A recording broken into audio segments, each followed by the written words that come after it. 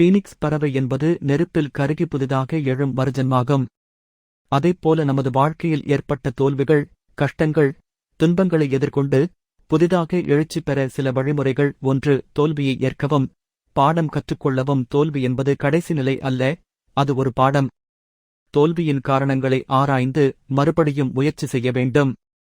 2. எதிர்மறை எண்ணங்களை விட்டுவிடவும். தோல்வியை நினைத்து வருத்தப்படுவதற்கு பதிலாக புதிய யோசனைகளை செயல்படுத்தவும். கடந்ததை விட உணர்ச்சிகூர்மையாகவும் புத்திசாலித்தனமாகவும் செயல்படவும்.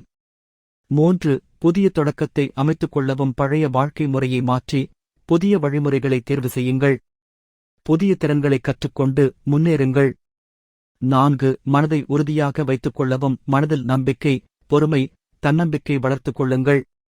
யார் என்ன சொன்னாலும் உங்கள் இலக்கை தவறாமல் நோக்குங்கள். 5. உங்களை நீங்களே மறுபடியும் உருவாக்கிக் கொள்ளுங்கள். புத்துயிர் பெறும் பீனிக்ஸ் போல நீங்கள் புதிய திறன்களை வளர்த்துக் கொள்ளுங்கள்.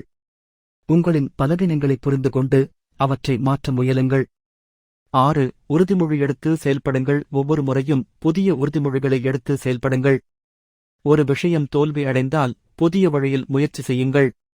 7. உங்களைச் சுற்றியுள்ள மனிதர்களை மாற்றிக்கொள்ளுங்கள். உங்களை ஊக்குவிக்கும், உங்களின் வளர்ச்சிக்கு உதவும் நபர்களுடன் இருக்கவும்.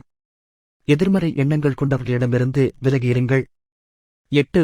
ஆரோக்கியமான வாழ்க்கை நடைமுறைகளை பின்பற்றுங்கள். ஒழுங்குமுறை வாழ்க்கை, உடற்பயிற்சி, ஆரோக்கியமான உணவு ஆகியவை உங்கள் மன, உடல் நலனை மேம்படுத்தும்.